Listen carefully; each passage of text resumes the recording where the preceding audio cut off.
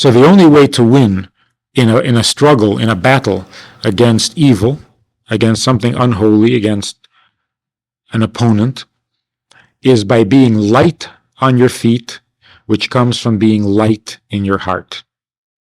But if you get heavy in your heart, then you get heavy in your feet, and you can't move fast enough to win any contest.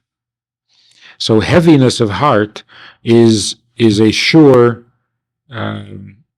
cause of defeat, and you lose your battle with your Yetzer Hara, or any battle for that matter. That's the next step. How do you get your heart to be light and free of concern and sadness and heaviness? For that, you have to use your head. But what makes the difference in your victory is what happens with your heart, because your heart has to do the battle. The head can help the heart, but the head can't win the battle. The head is like the general. Generals don't win wars. They send their soldiers to win the war. So the soldier has to win the war, but a soldier needs a good general. Well, you're suggesting that mind over matter, right, would mean that the head can make the feet dance and skip the heart. I'm saying that you can't skip the heart. You got to go through the heart. Huh? So mind over matter, but with a process. Can't skip steps. You got to follow the process. The process is that the mind influences the heart, and the heart influences the feet. That's true too. You can get to the heart either from the top or from the bottom. So you can get your heart to be in a better mood simply by dancing. Just start dancing. You'll feel better. But it isn't going to last. It's quick. It's a quick fix, but it doesn't last. If you want your heart to be in a permanently good mood, then you have to go from the head. Because the head has a deep effect on the heart. The feet have a superficial effect on the heart. And that's why you have people say, "Oh, I'm so embarrassed." And they're not. No. Or they don't. They claim to be, but then they don't act like they are. Or the person says, "I feel so guilty," and then doesn't do anything about it, just changes the subject. If you really felt guilty, it would bother you for weeks, for months. Here the person says, "Oh, I feel so guilty." And that's it. End of subject. So what's going on? Is he lying? It's not that he's lying. He feels guilty in his head.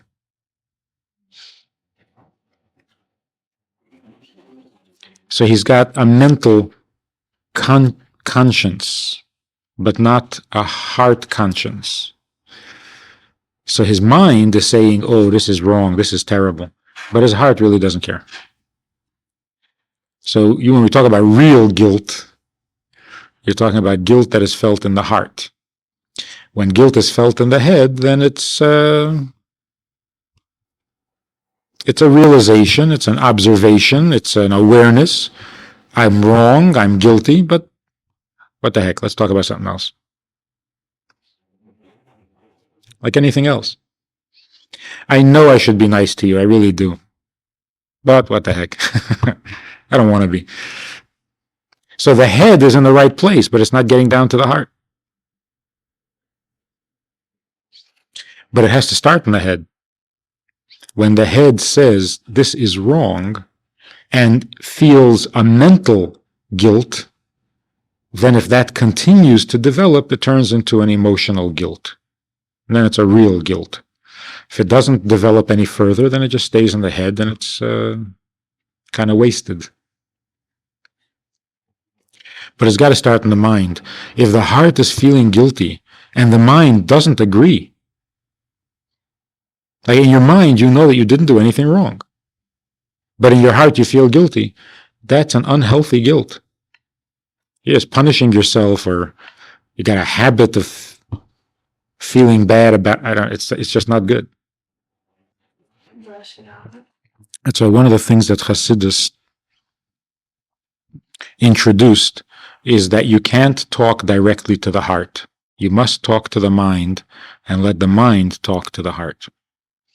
So, for example, when preachers used to come to the shtetl and gather everybody into the shul and lay a real guilt trip on them so that they would do tshuva and become better Jews, how did they do that? What was their method? They would get up and they would say things like, "Don't you want to go to heaven after you die? Do you want to burn in hell forever? Do you want to die before your time and leave your children young orphans? Well, get your act together." And people walked out of there crying, hysterical, but he wasn't talking to the head. He didn't say anything. He didn't tell them anything they didn't know before. He didn't enlighten them on any subject. They didn't come out any smarter than they were before. He stimulated guilt directly in the heart. So two things. First of all, that's very depressing. Not inspiring at all, really. Secondly, it doesn't last. They walked out of there hysterical, crying, swearing to be good. 2 days later, it was back to normal. Because nothing's changed. On the other hand, when Hasidus came along and said, "Do you know what a Jew is? Do you know that you have a godly soul? Do you know that this godly soul is a piece of God? Do you know that this godly soul thrives on godliness and is annoyed by everything else? Maybe that's why you're not happy. Maybe that's why you're suffering, because you need to take good care of this godly soul. It's very delicate. It's very precious. So do a mitzvah. That'll make the soul healthier, happier." Now people walked away, and for months they were saying, "Is this good for my soul?" So it wasn't depressing, and on the other hand, it lasted forever, because they now knew something they didn't know before. There was now an interest, a concern, an awareness of a part of themselves that they hadn't dealt with before. So for the rest of their lives, when they were about to do something wrong, they would say, "This is probably not good for my neshama." They had something to work with. Whereas when you go directly to the heart, there's nothing there but intimidation or I mean, how do you talk to a heart? By saying things that are frightening, that are overwhelming, weird. Like going to a horror movie. Your mind knows it isn't true, but your heart is getting all excited. But that's so artificial. It's so when these people would come along and threaten all sorts of dire consequences to sin and warn them that if they don't shape up, they're going to suffer, it's like going to a horror movie.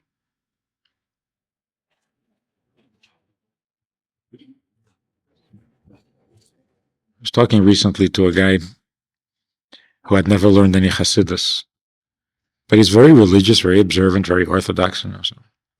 And he hears that Lubavitchers are running around excited about Mashiach, that Mashiach is coming.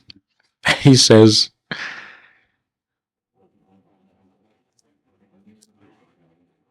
"What are you so excited about? You're happy that Mashiach is coming? What are you, crazy? Do you know what's going to happen when Mashiach comes? Do you know how you're going to suffer when Mashiach comes? When Mashiach comes, we're going to be punished for all our sins." And he read someplace where it says that if your ear ever listened to slander, it will fall off as punishment. And if your mouth ever spoke slander, it will lose its power of speech. And if your hand ever touched something it wasn't, it'll fall off, and there isn't going to be much left. So who taught you this? It was Steven Spielberg. What's his name? Stephen King? Hmm? Is that his name? Yeah. This is Stephen King's version of Mashiach?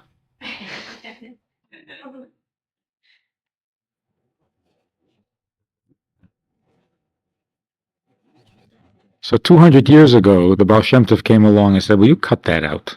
You stop with this horror movie business and start teaching people something they can take home.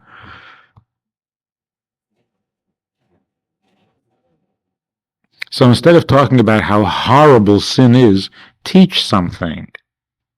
Make people a little smarter than they were before you arrived in town. Otherwise, you're not useful. You're worse than not useful. You're hurting people for nothing. Uselessly. So wherever he got that from, he obviously misread it or misunderstood it or something, but that is not what Judaism is all about. It's not what God is all about, and it's certainly not what Mashiach is all about. Mashiach is finally the good news, not more bad news. Okay, so what if you know a person whose faith you admire, whose devotion you admire, whose efforts you admire, whose intentions you admire, but they're doing something wrong? Then what do? You respect them enough to let them continue doing it? Or do you respect them enough to say, this is wrong? Really? How about the ultra zealous, most observant of all Jews in Jerusalem throw stones at cars that drive on Shabbos? So you disagree with them, right? How can you? But they are the most religious. In other words, you can be the most religious and still be wrong. Okay.